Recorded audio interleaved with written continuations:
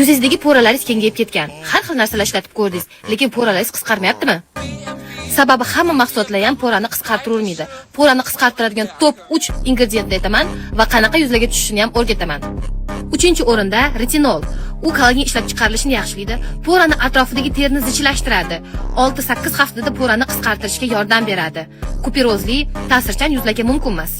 2-o'rinda salitsilli kislota, BH kislota ham deb atashadi.